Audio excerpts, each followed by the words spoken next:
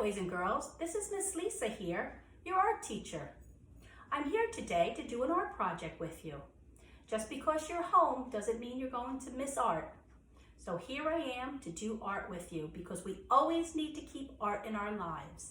I want to talk to you about an artist before we begin. His name is Alberto Giacometti. He was born in Switzerland and he was a sculptor. A sculptor is someone that makes three-dimensional forms. That's something that we could see all around and above. It's not flat like a picture that hangs on the wall. I brought some of my sculptures to share with you so you can understand what a sculpture is. This is a sculpture. It's a three-dimensional form. I can see all around this sculpture and I can see on top of it. I can even see below him. This is a sea turtle that I made with paper mache. That's a sculpture. This is another sculpture that I made. It's a geometric sculpture, but I can still see all around it and on top of it and even below it. That's a three-dimensional form that's known as a sculpture. Here's another sculpture. I didn't make this, but it is still a sculpture because I can see all around it and on top of it. I can even see below it if I lift it up. This is made from bronze. Bronze is the material that Alberto Giacometti used when he made his sculptures. He used to incorporate other metals within his sculptures, but his main metal was the bronze. Alberto Giacometti started out just making little sculptures, little tiny people. Over a course of 4 years, all the little sculptures that he made fit into 6 little matchboxes. That's very small. I sent a sheet over with your teacher with a picture of how small a matchbox is. So imagine making 4 years worth of little sculptures and fitting them into only 6 of those boxes. Later on, as the years went by, Giacometti started making his sculptures taller.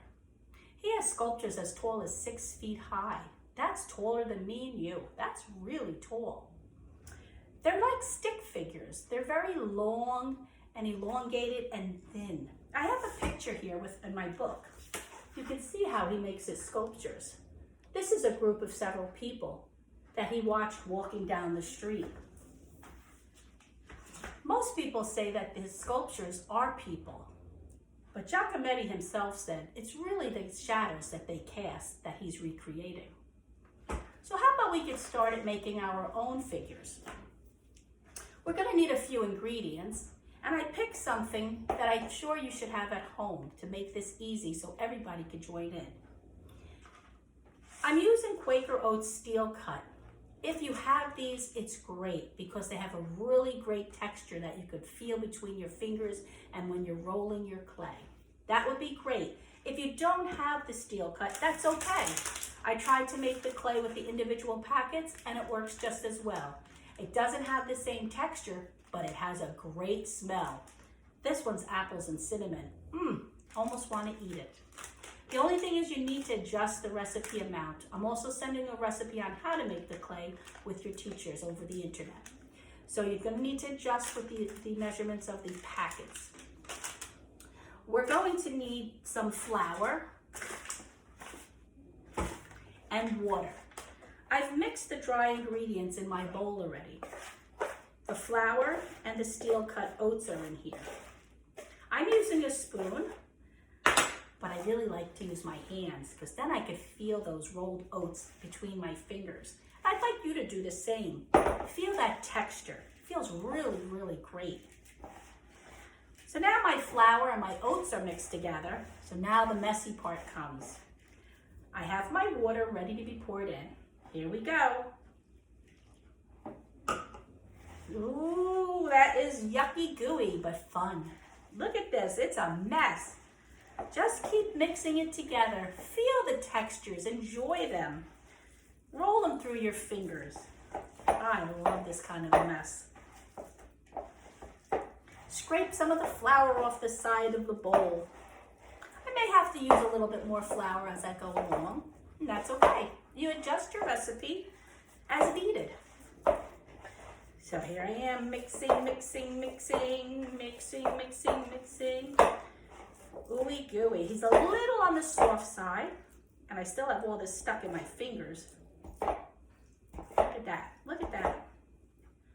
This is fun. I like messy projects. I'm going to add some more flour because it is a little too sticky. So we don't need to measure. We're just going to sprinkle some more flour as I think is needed. And whoever's there helping you at home, let them do the same for you. See, I added a little more flour, and now I'm going to mix it some more. I want it to a point where it's not sticking to my fingers. I want it to be just like regular clay, where we can roll it and mix it and play with it without it sticking to our hands. I'm getting there now, I can feel it. So I'm going to kind of scrape all this off my fingers, even though it feels really good. I'm getting closer to the consistency that we need to start working. This is good. See how it's being more of a firm piece of clay? I think I'm going to add just a tiny bit more flour because it is still sticking a little bit to my hand. And if you add too much flour, then you add a little bit more water. It's not a big deal. Oops, I made a mess. And that's okay, don't worry. We're having fun. We're not worried about being neat. We're worried about having fun. Right, guys? I miss you guys so much. I wish we were in the classroom together right now. Okay, I think it's ready. Yay! Okay, so I'm going to clear a little spot here. Clean up my mess a little bit. I'm going to throw it right back in the bowl. I'm going to throw a little on my little flour on my table so I could start playing. Play with the clay. Don't start the project yet. Work it out. Feel it. Feel that texture. Feels like little stones are in my Play-Doh or my clay. We could call it whatever you want. Add in a little more flour. If it gets a little sticky, just add the flour.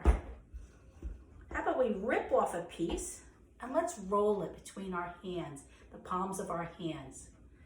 Can you roll it like this? If you can't do it that way, put it on the table. Just go back and forth. Try to move your arms back and forth. Stretch your fingers out wide. See if you can roll the clay back and forth. See what I made? I made a big pipe. Rip it apart. Roll it between your palms. Feel the texture. Hey, I think I'll roll it like this. Start with my head. I'll put the head over there. Now I'm going to make the body. I take some more of my clay, and I'm going to roll that on the table using my palm of my hand to roll. I like that. Now I'm going to stick his head on. And you're going to have to like squish the dough together so they stick together. So now I kind of flattened out my head, so I can make it a little bit rounder. Now while he's wet, we're not going to be able to stand him up because it's too wet and soft. We have to wait till it dries overnight. So we're going to lay him down as we work on him. Now I need to add some arms. So it's a little sticky, so I'm adding some more flour. Here we go. I'm going to roll it in my hands like this, or we could roll it like this down on the bottom of the table. Look at that. Okay, these could be arms. I'm just going to stick them right across this guy. We're having fun. Don't worry about being perfect. Have fun. Now we're going to make his legs. Now, one thing about Giacometti, all his skinny little stick figures had these really big feet. I guess because they were so tall, he needed something to support them. So we made big, big feet. So we're going to do the same. We're going to make big feet at the end of our men.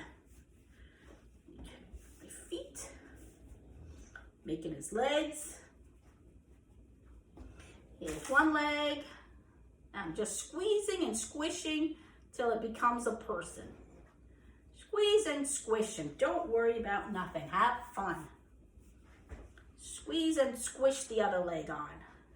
So if you can see, if I hold him up, I got a person, but he's too soft, so he's not going to be able to stand. But even if he was harder, he still won't be able to stand because he doesn't have his big feet to support him, like Alberto Giacometti made his sculptures. So I'm going to make these big feet. and stick them on. And let's hope that works. I'm gonna make another big foot and stick that on. So if this dries right, we're in luck. Oops, I lost the foot. Come back here. Squeeze the dough together. And here's my person. So now I have to leave him on the side to dry flat. So gently put your little man down. Make sure all his body parts are connected. And let him dry. This one's really thick, so it might take 2 days. But don't worry about it. It will dry. I have one drying on the windowsill right now. Let me go get it.